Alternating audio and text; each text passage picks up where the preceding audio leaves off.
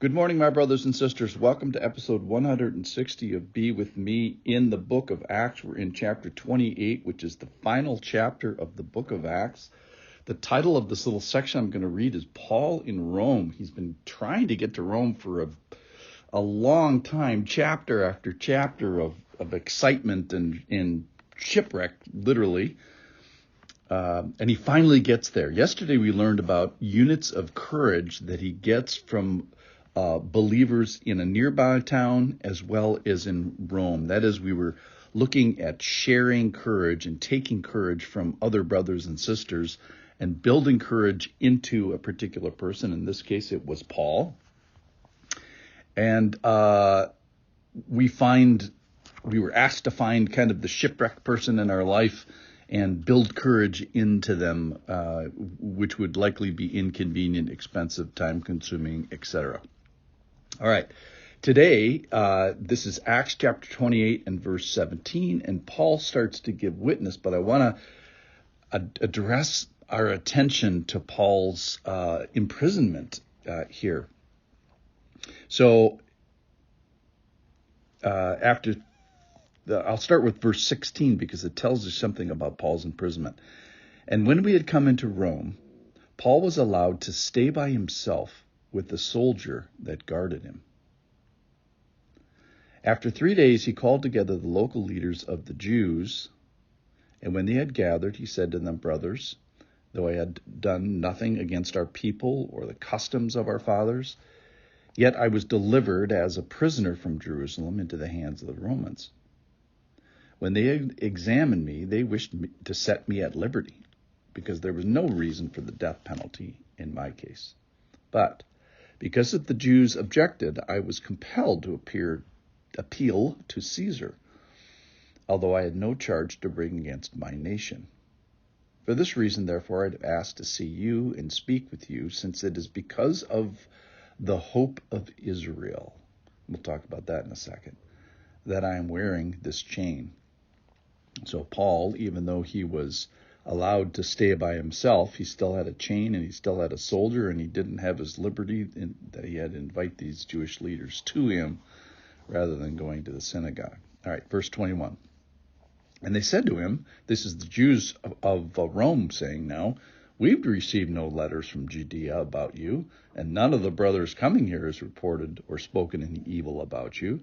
But we desire to hear from you what your views are. For with regard to this sect," that must be Christianity, the way, "we know that everywhere it is spoken against." When they had appointed a day for him, they came to him at his lodging in greater numbers. From morning till evening he expounded to them, testifying to the kingdom of God and trying to convince them about Jesus, both from the law of Moses and from the prophets. And some were convinced by what he said, but others disbelieved. All right, so he's addressing the Jews first as he gets to Rome. He's going to obviously speak to the Roman authorities, but he speaks to the Jews first by calling him into his little, let's call it a home prison or house prison, probably provided by the Christian church there in Rome. And he speaks of the hope of Israel. And he says that the people that are listening have heard about Christianity and are sort of against it, but Paul does not have anything bad to say about the people that have accused him. In other words, he's giving a good example of what Jesus did when he was being persecuted. That is, he didn't revile against the people that were attacking him. So he didn't make like personal attacks against them, and neither does Paul here. He just makes an argument and says, hey, listen to me. I'm going to talk to you from Moses and the prophets as they come to visit him, probably because he's chained to the ground, or at least to the other soldier. So they have an opportunity to be convinced of head and heart, and some end up disbelieving. Now, let's look just at Paul here for a second. He's staying by himself with a soldier. It's probably about 62 AD.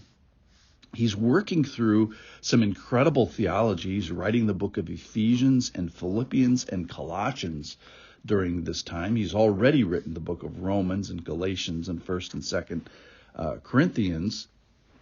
This is his first imprisonment in Rome. Another one is going to follow in a couple of years.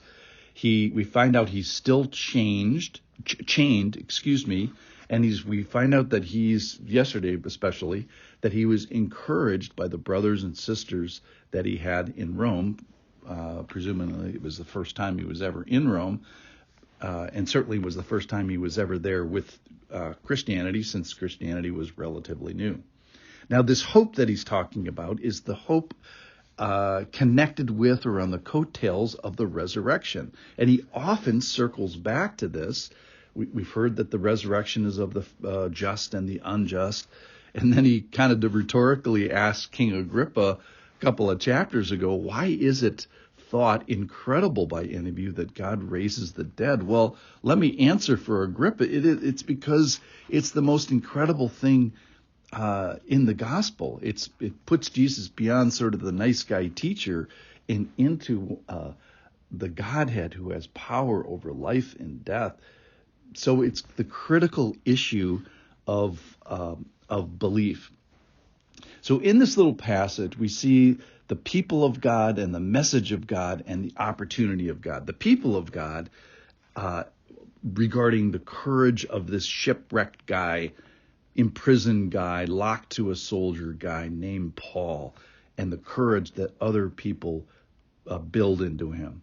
And then we see him not reviling, but going back to the message of God, which is circling back to the resurrection. And then we find Paul chained still, productive, writing these books of the Bible, but restrained physically in the prison of his own making, or at least in the prison of the making of the people that were being hospitable to Paul. And finally, we see this opportunity to believe, or in some people's case, to disbelieve. So these people build courage into Paul. He preaches the message of the resurrection. And finally, some people believe and receive it and grab it and take it home. But others disbelieved. Thanks for listening. Be a believer. I'll see you tomorrow.